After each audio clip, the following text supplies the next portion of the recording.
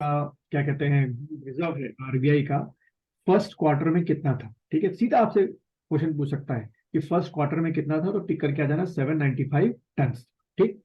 दूसरा question exam में थोड़ा सा घुमा के पूछेगा कि जब भी अ, आपके आरबीआई में, आरबीआई क्या होता है, सेंट्रल बैंक होता है। ठीक है, हर कंट्री का अपना सेंट्रल बैंक होता है, जैसे हमारा सेंट्रल बैंक आरबीआई है। तो वो पूछेगा कि आरबीआई के पास जब भी गोल्ड का रिजर्व बढ़ता है तो उससे हमें क्या बेनिफिट मिलता है। बेनिफिट ये मिलता है कि इस रिजर्व के बढ़ने से जो हमारी रुपए की जो वैल्यू होती है एज कंपेयर टू डॉलर्स या जो फॉरेन करेंसी है, वो और ज्यादा क्या होती है, मजबूत होती है। खाली यही एक मैं पहले क्लियर कर देता हूं कि रुपए के अकॉर्डिंग या उसके सामने जो डॉलर्स की वैल्यू है, या डॉलर के मुकाबले जो रुपए की वैल्यू है, वो सिर्फ यही गोल्ड फैक्टर नहीं है, बहुत सारे फैक्टर्स हैं। उसमें हम लोग फिर बाद में बात करेंगे, लेकिन सभी फैक्टरों में से, बहुत सारे फैक्टरों में से एक ये भी एक फैक्टर है कि जितना ज्यादा आपका गोल्ड का रिजर्व आपके सेंट्रल बैंक या आरबीआई में बढ़ता जाएगा, आपकी जो रुपए की जो पोजीशन होगी एज कम्पेयर टू डॉलर के मुकाबले, वो भी और स्ट्रांग होती रहेगी। और दूसरा, जितना ज्यादा गोल्ड रिजर्व होगा, आपकी जो इकोनॉमी होगी वो और ज्यादा क्या होती आएगी, आपकी स्टेबल होती है। ठीक है, तो एक अच्छी बात है। लेकिन दूसरी तरफ हम सब ये बात जानते हैं, अगर आपको नहीं पता तो न्यूज़पेपर में आता रहता है कि सबसे ज्यादा अगर हमारे कभी डॉलर खर्च होते हैं कोई चीज इंपोर्ट करने में बाहर से, तो उसमें गोल्ड भी एक बहुत बड़ी क्वांटिटी में हम लोग बाहर से इंपोर्ट करते हैं, क्योंकि गोल्ड इतना हमारे यहाँ होता नहीं है और लगातार हमारे यहाँ गोल्ड की जो डिमांड है वो रहती है। ठीक है, और उसका वजह क्या है कि हमारे यहाँ गोल्ड की डिमांड कुछ ज्यादा ही रहती है। भाई, गोल्ड जो है पूरी दुनिया में इंसान दो ही वजह से खरीदते हैं। एक होता है इन्वेस्टमेंट के नाम से।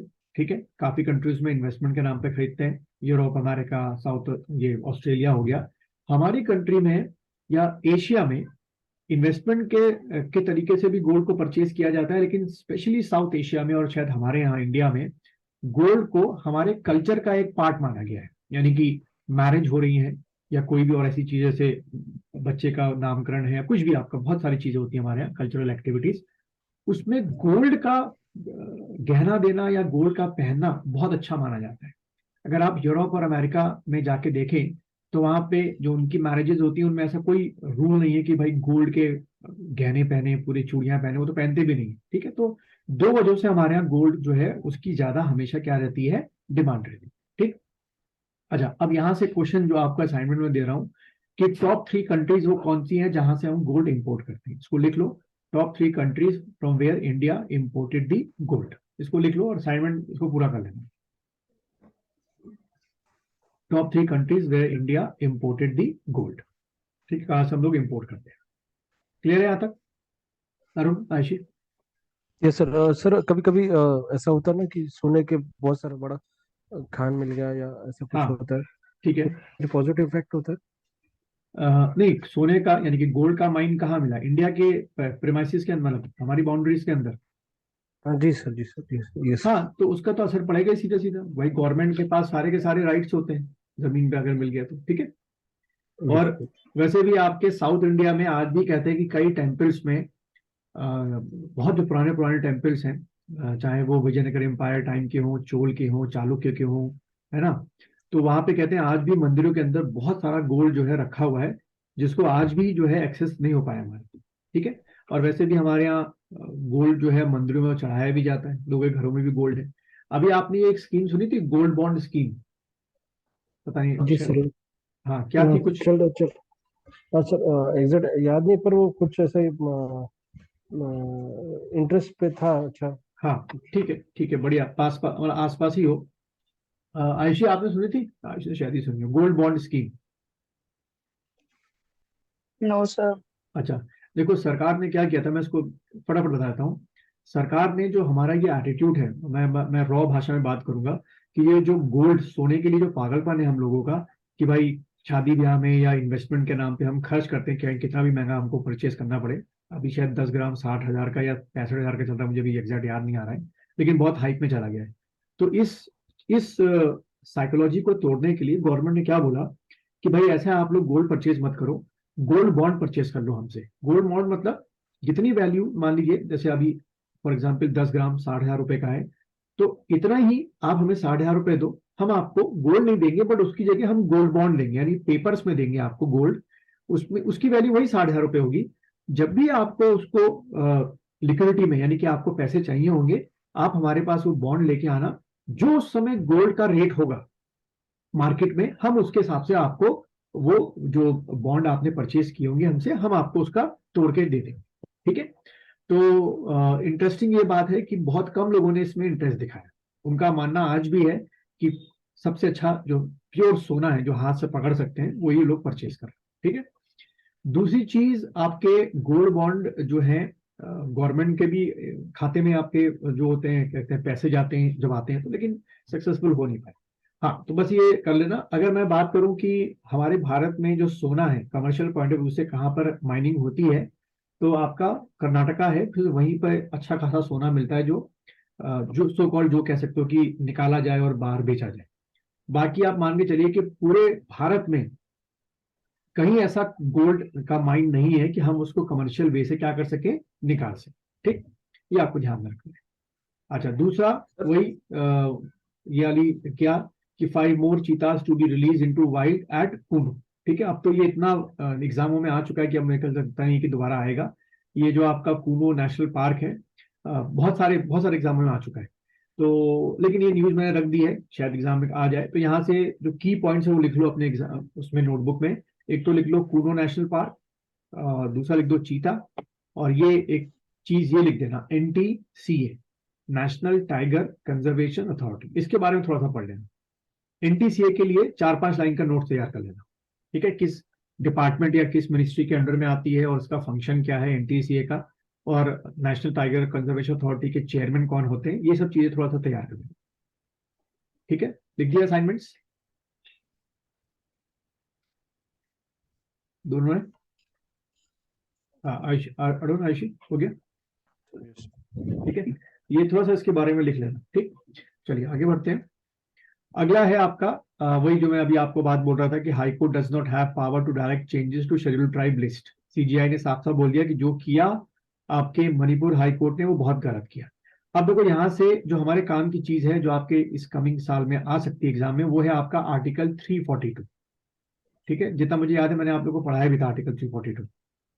इसको लिख लीजिए दोबारा असाइनमेंट में। तो इसके जरा नोट तैयार कर लेना, आर्टिकल 342। वैसे जब मैंने आप लोग को कॉन्स्टिट्यूशन पढ़ाया था तो उसमें मैंने 342 के, या national commission for schedule tribe, national commission for what, schedule caste के बारे में डिटेल में बताया था नहीं, हो गया था ना हमारा शेड्यूल ट्राइब और कमीशन और SC कमीशन। ठीक है, ठीक। हाँ, कुछ कोई बोल रहा था, आयशी कुछ बोल रहे थे आप? कुछ? नो अच्छा, सर। अच्छा। दूसरा आपका आज के द हिंदू के एडिटोरियल में, वैसे तो मणिपुर के बारे में ज्यादा था, बट अभी मैं वो डिस्कस नहीं करना चाह रहा आप लोगों से, क्योंकि वो अभी आपके MCQ के लिए इतना इंपॉर्टेंट नहीं है। दूसरा आपका एक मुझे ये न्यूज मिला, एक छोटी सी क्लिप मिली साइड वाले में, ग्रीन क्रॉस हेयर्स। तो असल में क्या हो रहा है कि यूरोप यूनियन जो है वो अपने यहाँ आने वाले जो प्रोडक्ट्स हैं उस पर क्या इम्पोज करने वाला है, जा रहा है, मतलब carbon tax on import of products. जैसे मैंने अंडरलाइन कर रहा है कि carbon tax on import of products where carbon emissions are deemed to have not been adequately priced. इसका मतलब ये हो गया कि जैसे फॉर एग्जांपल भारत में कोई चीज बनी और वो बन के कहाँ पहुंची, यूरोप में, यहाँ के बिजनेसमैन भेजते हैं। अगर यूरोपियन यूनियन को ये लगा उनके रूल के हिसाब से कि जो चीज यहाँ बन के यूरोप में पहुंच रही है और उसने एक सर्टेन जो टैक्स होता है, कह सकते हो ग्रीन टैक्स हो गया या एनवायरमेंट टैक्स हो गया या कार्बन टैक्स हो गया, अपनी कंट्री में पे नहीं किया, यानी कि मान लो मैं कोई चीज बना के यूरोप में भेज रहा हूँ और मैंने वहां पर वो पे नहीं किया यहाँ इंडिया के गवर्नमेंट को, तो ये वहां पे मुझसे क्या करेंगे, पे करेंगे, मतलब टैक्स लगाएंगे। ठीक है, पहली चीज। दूसरा, ये जो मैकेनिज्म का यूरोपियन यूनियन ने नाम रखा है वो ये रखा है कार्बन बॉर्डर एडजस्टमेंट मैकेनिज्म। ठीक है, और दूसरा यहाँ पर जो वो रेंज लगाने वाले हैं टैक्स की, आप देख लो कितना भारी भरकम रेंज लगा रहे हैं, 19.8% से लेकर 52.7%। अब इसमें हमको क्या सोचने, मतलब हमारे लिए क्यों फिक्र की बात है, क्योंकि अगर आप देखें भारत से, हमारे यहाँ से देखो यहाँ पर क्या रखा है ना कि India's biggest export to trading bloc including iron ore and steel. हम बहुत बड़ी मात्रा में यूरोप की अलग अलग कंट्रीज में अलग अलग फैक्ट्रीज होती हैं उनके यहाँ, तो वो हमसे मंगाती रहती हैं। तो हम अच्छा खासा उनको आयरन ओर यहाँ से शिप के थ्रू भेजते हैं। स्टील जो होता है, रॉ स्टील जो होता है, वो हम यहाँ से हमारे जो बिजनेसमैन है वो यहाँ पे भेजते हैं। तो अगर ये टैक्स हम पे पड़ा तो बहुत ही कॉस्ट का डिफरेंस आएगा, जिसकी वजह से हमारी जो एक्सपोर्ट करने की जो डिमांड है वो क्या हो जाएगी, कम हो जाएगी। लेकिन यहाँ पे जो हमारे कॉमर्स एंड इंडस्ट्रियल मिनिस्टर है पीयूष गोयल, उन्होंने देखो क्या कहा है कि अभी एज ऑपरेशनल क्लैरिटी नहीं है कि यूरोपियन यूनियन किस तरीके से टैक्स लगाएगा, किस पे लगाएगा, नहीं लगाएगा, तो अभी हम इस बारे में बात नहीं करेंगे। अब यहाँ से हमारे काम की चीज क्या आ गई है, जो हमको पढ़नी है, जो एग्जाम में आ सकती है, वो है आपका क्या, कार्बन टैक्स। एक बार इसको पढ़ लेना। आजकल ये कार्बन टैक्स हो गया या ग्रीन टैक्स हो गया, बहुत आजकल न्यूज में आ रहा है, क्योंकि ये जो न्यूज है या कार्बन टैक्स वाला जो कॉन्सेप्ट है, ये फिर आपके इन्वायरमेंट वाले सब्जेक्ट के अंदर कवर अप हो जाता है। ठीक है, तो इसको लिख लो असाइनमेंट में, कार्बन टैक्स। ठीक है, लिख जा रहा हूँ आयशी, कार्बन टैक्स। ठीक है, यस एक बार सर। उसको लिख लें। सर जैसा जीएसटी रहता है वैसे ही सिमिलरली कार्बन टैक्स वैसा अप्लाई करेंगे या फिर हाँ, मैंने नहीं, आप किसकी डिपेंडिंग बात अपॉन कर द रहे हो, प्रोडक्ट? अप्लाई कौन करेगा, यूरोपियन यूनियन की बात कर रहे हो आप? जी सर, जी सर। हाँ, वही वही बात चल रही है ना, वो सीबीएम जो नीचे लिखा हुआ है ना, जिस कार्बन बॉर्डर एडजस्टमेंट मैकेनिज्म, वो अभी बात चल रही है, उन्होंने डिक्लेयर कर दिया कि हम करने वाले हैं। ठीक है, ओके। अब फ्यूचरिस्टिक में हमको क्या पड़ेगा वो पता नहीं। देखो, ये जो ऐसी न्यूजें होती है ना, ये मैं अगर बोलूँ आपको कि यूपीएससी के एग्जाम से के पॉइंट ऑफ व्यू से ऐसी न्यूज ना तो कभी आपके एमसीक्यू टाइप एग्जाम में आती, चाहे आप सिविल का एग्जाम दे रहे हो, प्रीलिम्स या सीडीएस दे रहे हो या एसी दे रहे हो, कभी नहीं आती ऐसी न्यूज, और ना ही आपके मेंस में आती। लेकिन इसके अंदर की जो एक कीवर्ड्स होते हैं वो आपके एग्जामों में आ जाते हैं, इसलिए हम लोग ये न्यूज को कवर अप करते हैं। जैसे कि कार्बन टैक्स क्या होता है, वो ऐसे पूछ लेंगे। ठीक है, वो तो एक कहानी आपको मैंने बता दी, वो कभी नहीं पूछेंगे अच्छा बताओ कौन इसका क्या कॉन्सिक्वेंस पड़ेगा हमारी इंडस्ट्री में, वो बहुत दूर की बात है। चलिए आगे बढ़ते हैं हम लोग।